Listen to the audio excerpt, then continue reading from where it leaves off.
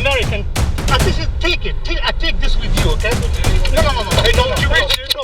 What would you do if you were a police officer, conducted a traffic stop, and the driver immediately told you that he was armed with a gun and started ranting about a terrorist organization? This is the Shots Fired podcast. I'm Kyle Schoberg, and to my right is Mark Redlich. This video comes out of Fairfax, Virginia, when an officer makes a traffic stop for a vehicle code violation, which results in a wild shootout and 2 officers being shot. Let's watch this video. When we come back, we're going to break this down. That was a heck of a stop, sir. I have a gun and I'm armed. I'll let you know. So why did you pull me over? Your inspection sticker expired they last. know. Call Joe Biden or call George Bush. Look. Hey, I died when I was serving you with you liars, with you people, with American status. I served as well, sir. Yeah. So you brought me to you fucking people brought me to this goddamn country, and I'm dying every fucking single day, and I have 4 children, and we wholly survive because you're a fucking racist people. Okay.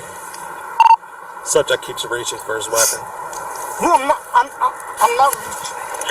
So these are my partners here. They're coming up. I don't want you to get rattled, but it's because you were reaching for your weapon. No, I'm not reaching, sir. Hey, I watched you do it. I don't give a damn fuck. Hey, so listen, American. I take this with you, okay? So now you want to give me that? Hey, don't you reach it? No. Fuck! Listen, American. I take this with you, okay? No. Hey, don't you reach it? No. I take this with you, okay? So now you want to No. Hey, don't you reach it? No. Hey, don't you reach it? No. You, okay? So now you want to give me that? Hey, don't you reach it? No. Fuck! Jesus Christ.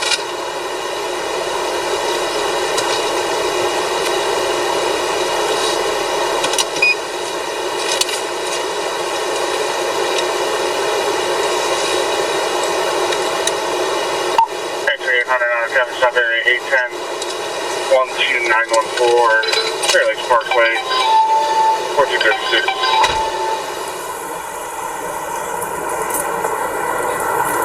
That was a heck of a stop, sir. I have a gun and I'm armed. I'll let you know.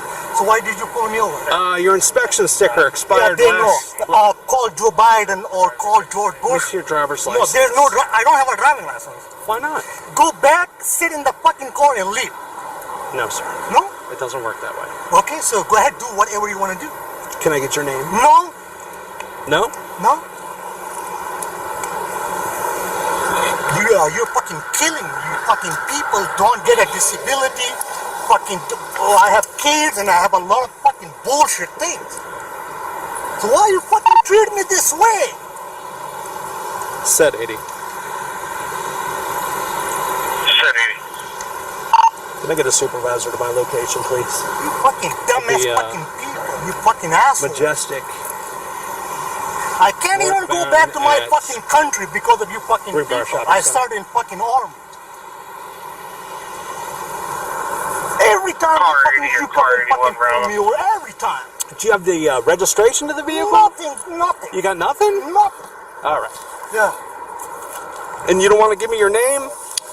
Sir, why? Look, hey, I died when I was serving you with you liars, with you people, with American status. I served as well, sir. Yeah. So you brought me to you fucking people brought me to this goddamn country, and I'm dying every fucking single day, and I have 4 children, and we wholly survive because you're a fucking racist people. Okay.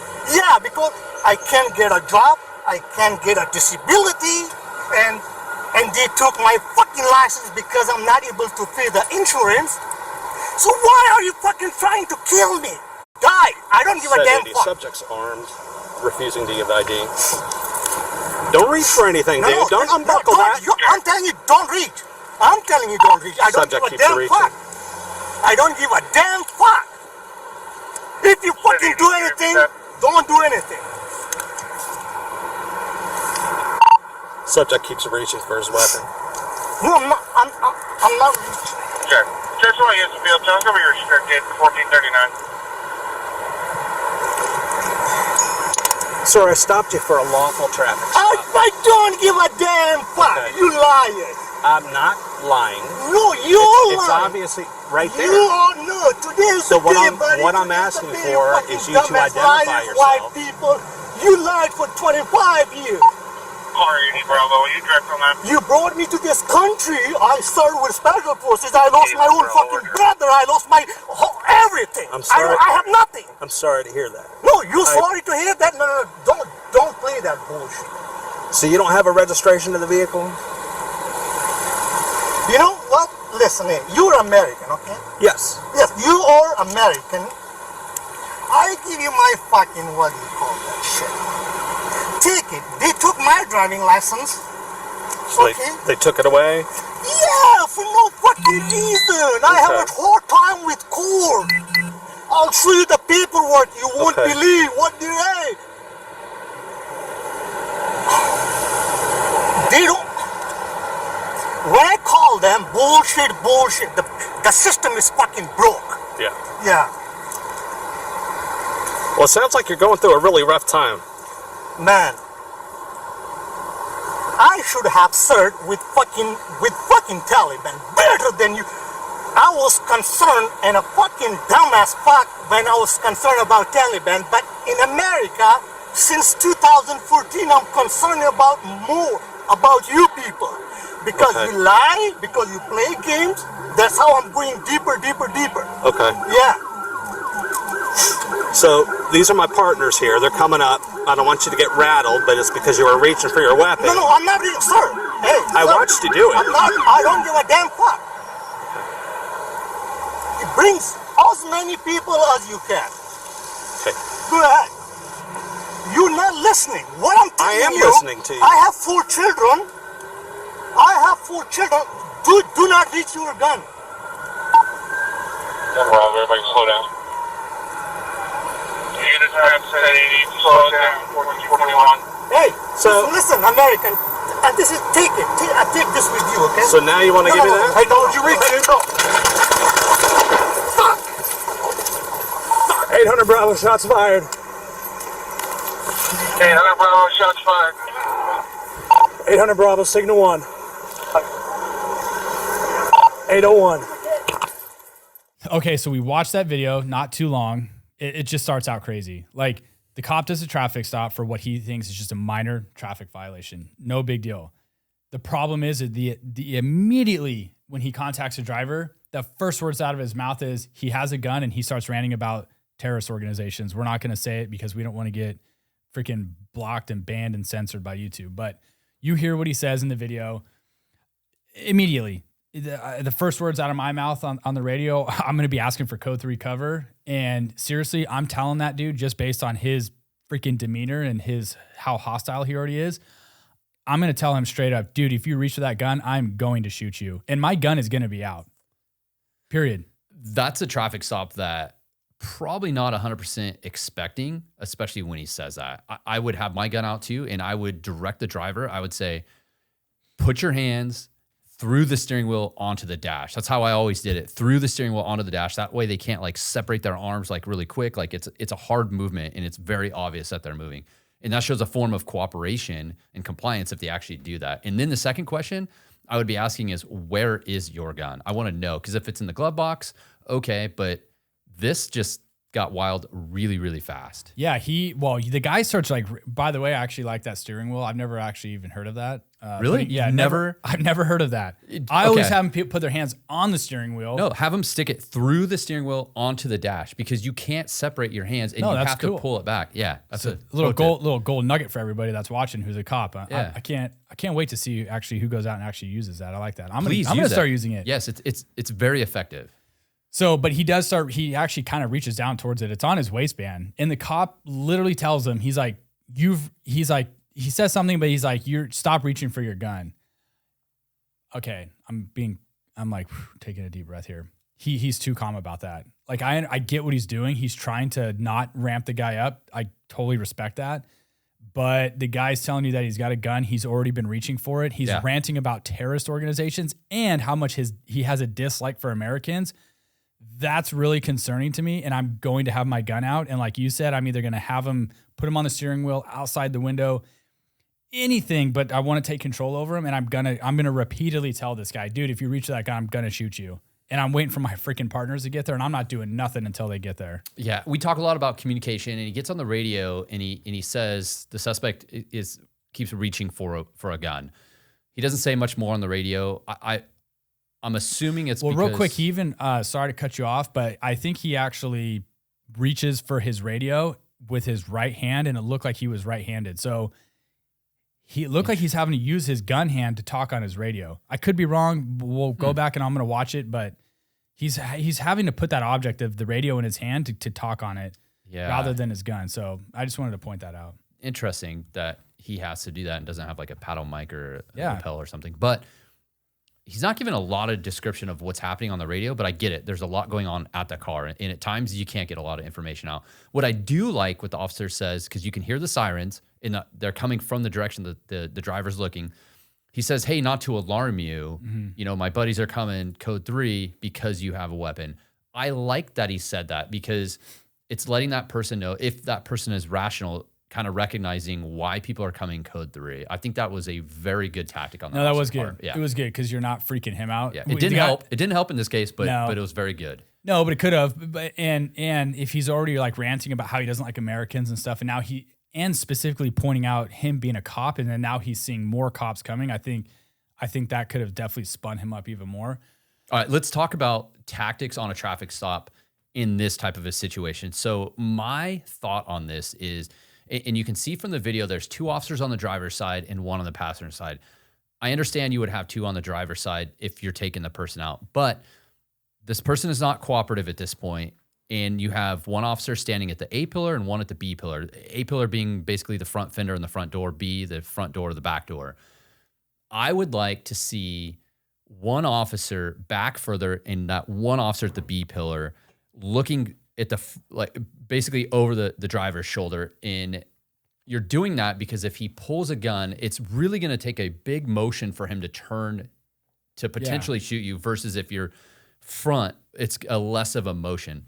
And then I want to see the passenger officer on the passenger side of the car doing the same exact movement, standing at the B pillar, but their gun has got to be out pointed right at that suspect. Yeah. And you can argue crossfire a little bit, and there is potential for some. But here's the thing. The officer on the passenger side has the upper hand.